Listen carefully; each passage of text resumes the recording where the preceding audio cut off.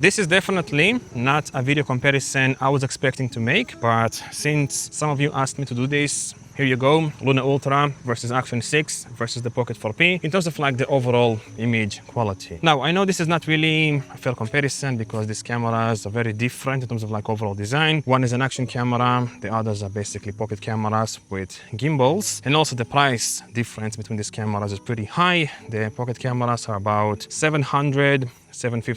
That's what I paid for these pocket cameras. And then the action camera is about $450. But still, if you are debating which camera you should buy for your video shooting needs, maybe you want like an action camera, a pocket camera, and don't know which one to choose, I'm gonna try my best in this video to help you basically make a decision on which camera is going to work better for you by showing you some side-by-side image quality comparisons with like normal picture profiles, automatic settings, and then I'm gonna switch to log picture profiles. And while I do these side-by-side comparisons, I'm also gonna mention the pros and cons of using like a pocket gimbal camera compared to like an action camera. And by the way, I'm also going to put all of the settings I'm using somewhere on the screen. I'm mainly going to use automatic settings. I'm just going to flip between like normal picture profiles and log picture profiles, and I'm not going to color grade anything in post-production, even when using the log picture profiles. I'm just going to adjust the exposure, put on like the official LUT, and that's basically it. So what you see throughout this video is basically what you get out of these cameras pretty much straight away. Anyhow, in terms of like design, there's a big difference between these cameras. Obviously, you have an action camera and then these pocket cameras, and in my opinion, if you want something that's a bit easier to use, you'll definitely be happier with an action camera because it's more durable, right? You can drop it around, throw it around and whatnot. Also, it has a removable battery. Also, you can use it in rainy conditions, take it underwater. So it's a bit more flexible than using like a pocket camera, which is more fragile. If you are going to drop your pocket camera, it might break. You're gonna put your pocket camera in your bag and then throw around the bag, it might break. It's a bit more fragile. Also, if you're going to film in rainy conditions with your pocket camera, it might break as well. So it's a bit more finicky to use overall. And I would say if you are a total beginner, you'll also need to like spend a bit of time learning how to use a gimbal, because you have like gimbal modes, gimbal speeds, joystick speeds and whatnot. Whereas with like an action camera, just move it around like this quickly, right? Left, right, up and down, which makes it a bit easier to use for a beginner overall. Another thing I want to mention is stabilization. So the stabilization with the pocket cameras is obviously done with the gimbals, and then with an action camera, it's done with software. And each system has its pros and cons. I think if you're going to shoot in daylight, like I'm doing right now, without using ND filters, you'll enjoy the action camera footage much more when doing something like this. Because for example, right now, you will notice that the Pocket 4P especially will have more stabilization jitters on the sides of the frame than the action camera or the Luna Ultra. That's mainly because I'm using the tracking feature while doing selfie vlogging, and the gimbal is like moving left and right. Whereas with an action camera, it's done with the software and you're gonna get like super smooth battery stabilization performance. With the Luna Ultra, it's a bit better than the Pocket 4P from my experience, and also the Pocket 4, but it's definitely not as smooth and like easy to use overall as the Action 6 stabilization. But if you are going to film in low light conditions, or you're going to use ND filters and you want to slow down your shutter speed, because in low light you will need to slow down the shutter speed to get more exposure into the camera. So if you're going to do that, you will definitely get better performance from the gimbal cameras. And that's because action cameras, any action camera out there, relies on high shutter speeds to get the best stabilization performance. As soon as you're going to lower the shutter speed, you're going to get jitteriness in the stabilization. But with the pocket cameras, you're not going to get this issue because it's a mechanical gimbal. So you can lower the shutter speed as much as you want, put any ND filters you want, and you're not going to get any stabilization artifacts. And another thing, if you want to get these creamy gimbal-like shots, like orbit shots, for example, or like following tracking shots, obviously you'll enjoy more using like a pocket gimbal overall, but you will need to spend time, learn how to use the gimbal, how to move properly with the gimbal to get the best results. It's not like as easy as taking an action camera and just, you know, pointing it around basically whatever you want. Dynamic range test for you guys. All right, and now let's compare these cameras in the studio in low light first, and then I'm going to point a light on me just to show you how they work in a professional environment, if you will. And I'm still using automatic settings on all of them, automatic white balance, exposure with 0.0 EV compensation on all of them. And I barely have any lights on me right now. I have some, like a window here on the left with some diffusion, but it's like a sliver of a window, if you will. So this should give you like a really good idea on how these cameras compare in a somewhat dim environment, if you will. Let me just move to a slightly darker corner in the space. This is really going to stress these cameras out. It's super dark in here.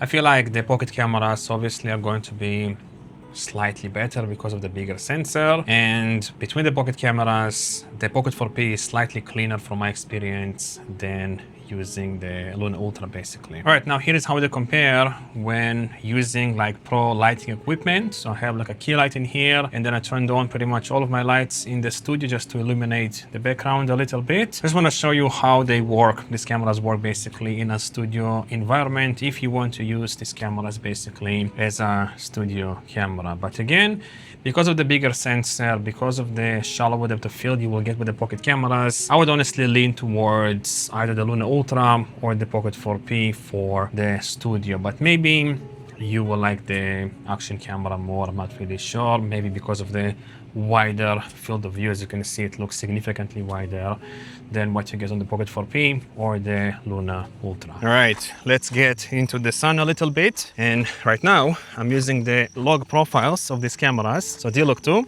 on the Pocket 4P, D-Log M on the Action 6, and then I-Log on the Luna Ultra. And I am overexposing by 2 stops with the Pocket 4P and 1 stop with the Luna Ultra, just to get slightly cleaner results in the shadows, because by default, if you're going to expose everything properly with these cameras, you're going to get slightly noisier shadows. And man, if you care anything at all about color grading and you want to get the most flexibility in post-production with your camera, you will definitely enjoy the Pocket 4P D-Log 2 profile the most. It is by far the best log profile I have ever used in a pocket camera, better than any action camera I've used, better than any pocket camera I've used, and also better than my Apple log footage from my iPhone 16 Pro Max. It is incredible. The dynamic range performance is incredible. It is super flexible. You can overexpose a lot, underexpose, and then recover everything in post-production. And it just looks more professional than D-Log M on the Action 6 or I-Log on the Luna Ultra. The I-Log profile on the Luna Ultra is not bad by any means. It's just not as good as D-Log 2 on the Pocket 4P. I would say it's somewhat comparable to D-Log on the Pocket 4P and also the Pocket 4, but it's definitely not as flexible as D-Log 2 on the Pocket 4P. And then D-Log M is okay for an action camera, I guess, but it's not a proper log profile. It's just a Rec 709 profile with less contrast and saturation, which is okay if you're like a casual colorist. But if you want the best flexibility, the most flexibility, and the best results, you will enjoy the Pocket 4P D-Log 2 footage the most. However, unfortunately, this D-Log 2 profile is limited to the 1x lens of the Pocket 4P. You cannot use it with the 3x lens, which is definitely a limitation. And D-Log is inferior to D-Log 2 in terms of like dynamic range and flexibility. You can watch my videos about that. I've made a bunch of tests, but still, I would definitely choose the Pocket 4P if I was after the best of the best, like, you know, log profile, flexibility when it comes to like color grading and post-production and so on. Personally, for my personal use case, I'm using mostly the Pocket 4P than the Luna Ultra, mainly because of D-Log 2. It is just incredible in my opinion.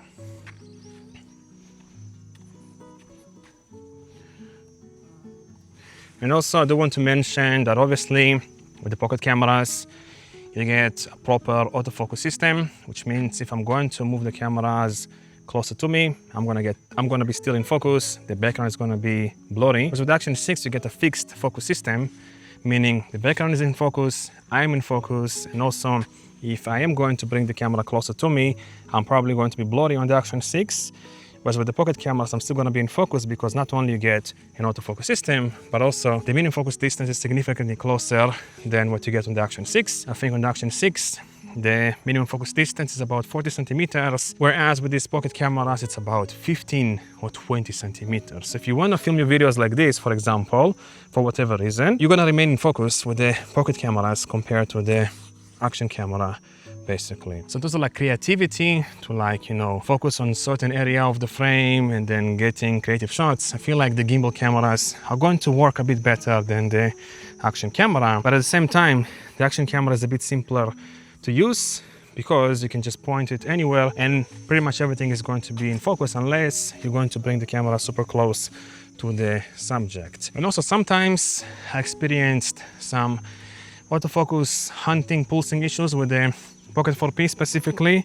If you're going to film your videos in like darker conditions, the camera might start like pulsing and hunting for focus, which is a bit distracting, and you will never get this issue with an action camera because again, everything is locked, the focus is locked and so on. And honestly, I never had this issue so far, at least with the Luna Ultra. I feel like the autofocus system is a bit, you know, cleaner and better with the Luna Ultra compared to the Pocket 4P. All right, so right now I switched to the 3x cameras on the pocket cameras. And first of all, I want you to see how different the background blur is between the Luna Ultra and the Pocket 4P. You can probably see that the background blur is a bit more intense with the Pocket 4P than on the Luna Ultra. So if you want more of a like cinematic feel with the image, I feel like the Pocket 4P is going to look a bit better. And I am using the Action 6 tracking feature.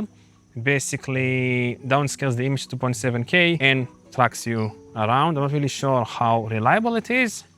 I think this is the first time I'm actually using this feature, but it's definitely not going to be as dynamic as using like a gimbal camera because I can move around here, right? And the pocket cameras are still going to track me, whereas the action camera probably lost me because it cannot physically like rotate, basically. And I would say the DJI pocket cameras are a bit more reliable, especially the Pocket 4, the Pocket 4P, when it comes to like tracking performance. The tracking on the Luna camera is a bit more jittery. It's like moving in steps, whereas with the DJI cameras, I noticed that it's more fluid, more smooth overall. And the Action 6, I'm not really sure how it compares. Seems like it's tracking me though.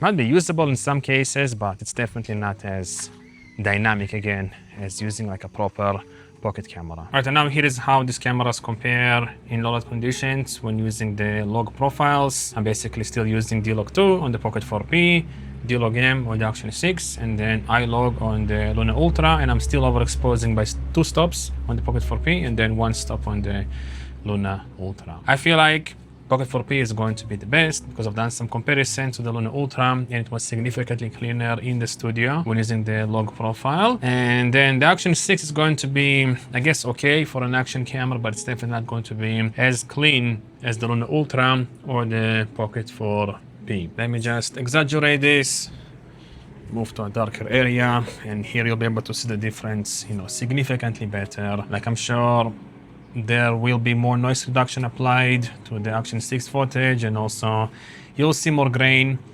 overall in the footage with the Action 6, and I feel like the Pocket 4P is going to be the cleanest.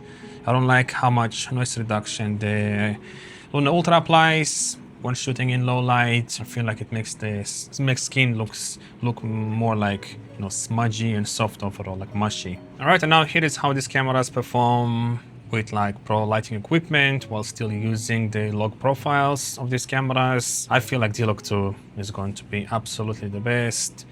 And then again, Luna Ultra is going to be second place, and the worst is going to be the Action 6. All right, and finally, here is how these cameras compare with their dedicated low light modes. So that's low light on the Pocket 4P, low light on the Action 6, and then pure video on the Luna Ultra. This should be, you know, the best mode to use in this kind of environment where you don't have a lot of light basically on you, which provide the cleanest results. And I feel like still the pocket cameras are going to look slightly better, especially the Pocket 4P, because from my tests it is, you know, slightly cleaner overall than the Luna Ultra, and obviously it's going to be better than the Action 6 because of the bigger sensor. Let me just move to the corner in here just to emphasize this, so you'll be able to see the difference, you know, a bit better overall. Let's move like in here somewhere. This should like give away the best camera pretty much right away.